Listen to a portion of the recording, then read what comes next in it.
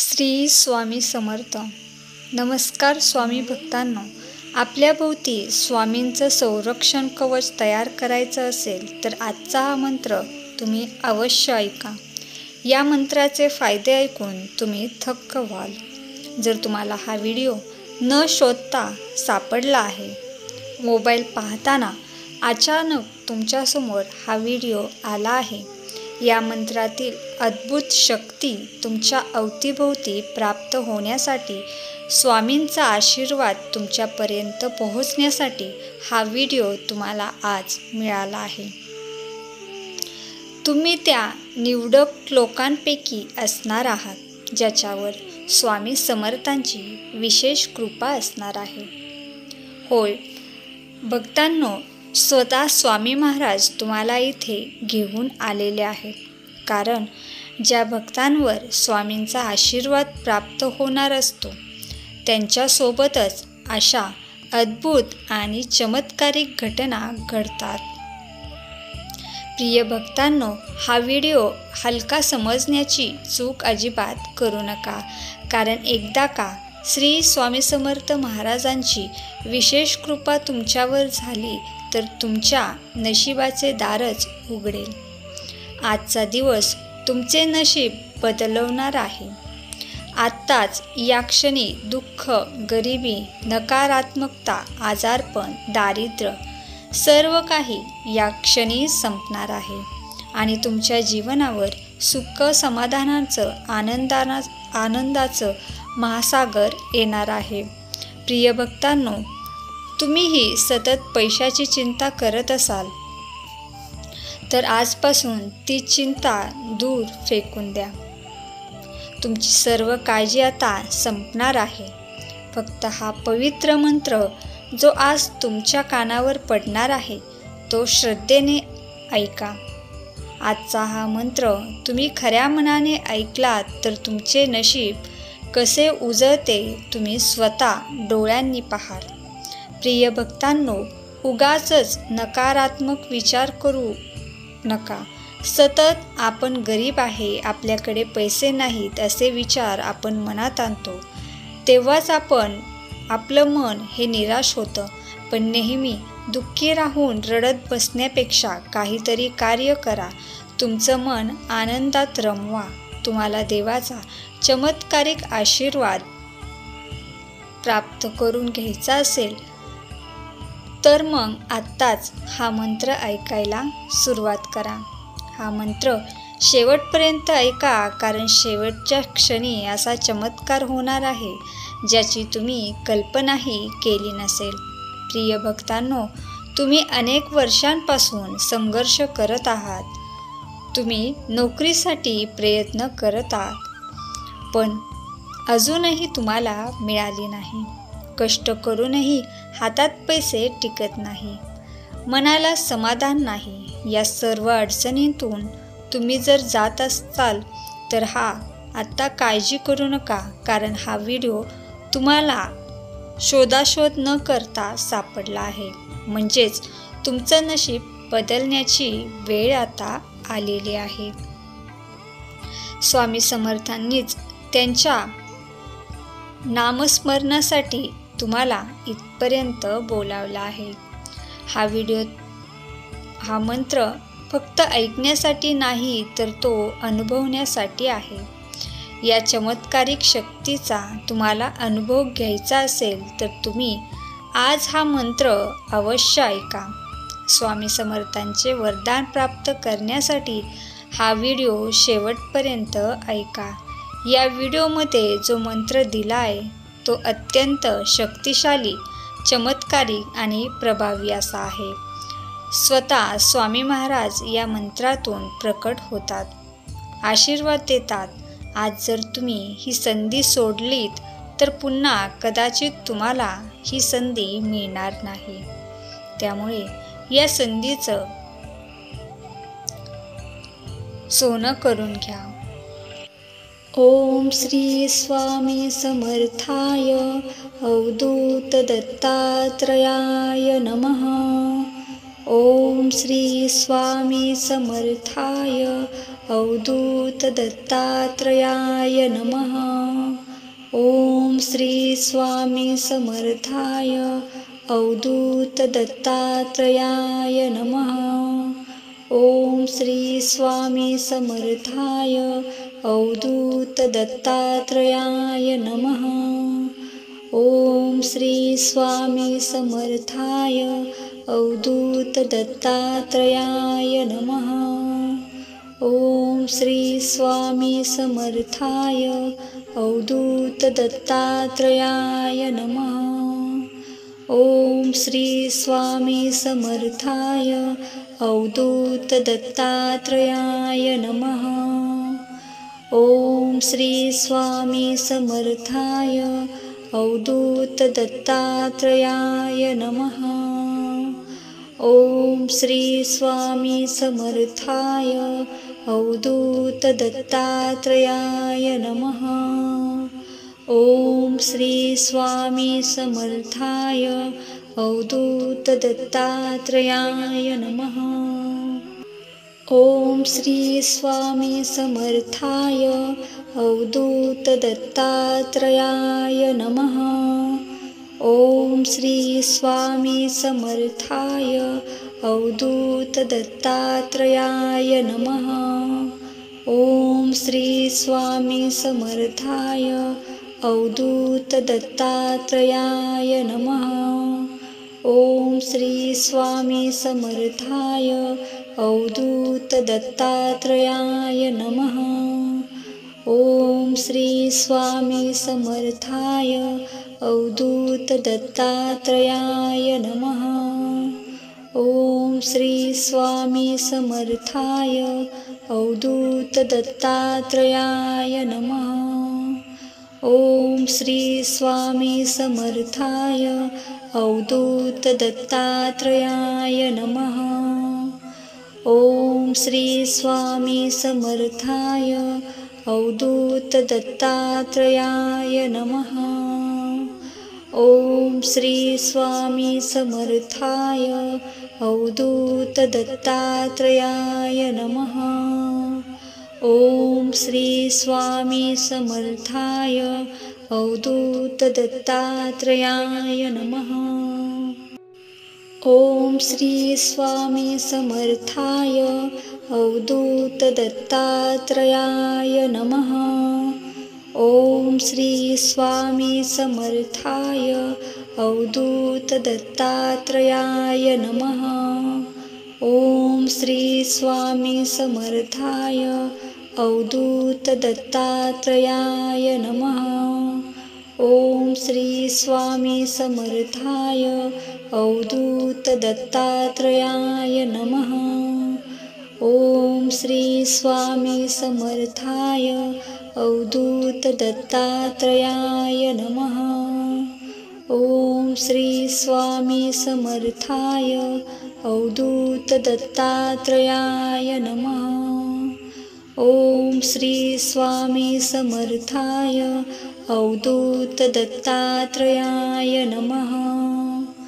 ओम श्री स्वामी समर्थाय अवधूत दत्तात्रयाय नमः। ओम श्री स्वामी समर्थाय अवधूत दत्तात्रयाय नमः। ओम श्री स्वामी समर्थाय अवधूत दत्तात्रयाय नमः। ओम श्री स्वामी समर्थाय अवधूत दत्तात्रयाय नमः। ओम श्री स्वामी समर्थाय अवधूत दत्तात्रयाय नमः। ओम श्री स्वामी समर्थाय अवधूत दत्तात्रयाय नमः। ओम श्री स्वामी समर्थाय अवधूत दत्तात्रयाय नमः। ओम श्री स्वामी समर्थाय अवधूत दत्तात्रयाय नमः। ओम श्री स्वामी समर्थाय अवधूत दत्तात्रयाय नमः। ओम श्री स्वामी समर्थाय अवधूत दत्तात्रयाय नमः। ओम श्री स्वामी समर्थाय अवधूत दत्तात्रेयाय नमः। ओम श्री स्वामी समर्थाय अवधूत दत्तात्रेयाय नमः। ओम श्री स्वामी समर्थाय अवधूत दत्तात्रेयाय नमः। ओम श्री स्वामी समर्थाय अवधूत दत्तात्रेयाय नमः। ओम श्री स्वामी समर्थाय अवधूत दत्तात्रेयाय नमः। ओम श्री स्वामी समर्थाय अवधूत दत्तात्रेयाय नमः। ओम श्री स्वामी समर्थाय अवधूत दत्तात्रेयाय नमः। ओम श्री स्वामी समर्थाय अवधूत दत्तात्रेयाय नमः। ओम श्री स्वामी समर्थाय अवधूत दत्तात्रेयाय नमः। ओम श्री स्वामी समर्थाय अवधूत दत्तात्रेयाय नमः। ओम श्री स्वामी समर्थाय अवधूत दत्तात्रेयाय नमः। ओम श्री स्वामी समर्थाय अवधूत दत्तात्रेयाय नमः। ओम श्री स्वामी समर्थाय अवधूत दत्तात्रेयाय नमः। ओम श्री स्वामी समर्थाय अवधूत दत्तात्रेयाय नमः। ओम श्री स्वामी समर्थाय अवधूत दत्तात्रेयाय नमः। ओम श्री स्वामी समर्थाय अवधूत दत्तात्रेयाय नमः। ओम श्री स्वामी समर्थाय अवधूत दत्तात्रेयाय नमः। ओम श्री स्वामी समर्थाय अवधूत दत्तात्रेयाय नमः। ओम श्री स्वामी समर्थाय अवधूत दत्तात्रेयाय नमः।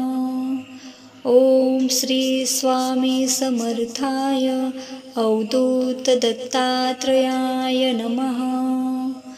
ओम श्री स्वामी समर्थाय अवधूत दत्तात्रेयाय नमः। ओम श्री स्वामी समर्थाय अवधूत दत्तात्रेयाय नमः। ओम श्री स्वामी समर्थाय अवधूत दत्तात्रेयाय नमः। ओम श्री स्वामी समर्थाय अवधूत दत्तात्रेयाय नमः। ओम श्री स्वामी समर्थाय अवधूत दत्तात्रेयाय नमः। ओम श्री स्वामी समर्थाय अवधूत दत्तात्रेयाय नमः। ओम श्री स्वामी समर्थाय अवधूत दत्तात्रेयाय नमः। ओम श्री स्वामी समर्थाय अवधूत दत्तात्रेयाय नमः। ओम श्री स्वामी समर्थाय अवधूत दत्तात्रेयाय नमः। ओम श्री स्वामी समर्थाय अवधूत दत्तात्रेयाय नमः। ओम श्री स्वामी समर्थाय अवधूत दत्तात्रेयाय नमः। ओम श्री स्वामी समर्थाय अवधूत दत्तात्रेयाय नमः।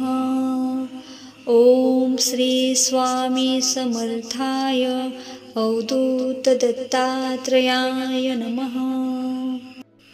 ओम श्री स्वामी समर्थाय अवधूत दत्तात्रेयाय नमः।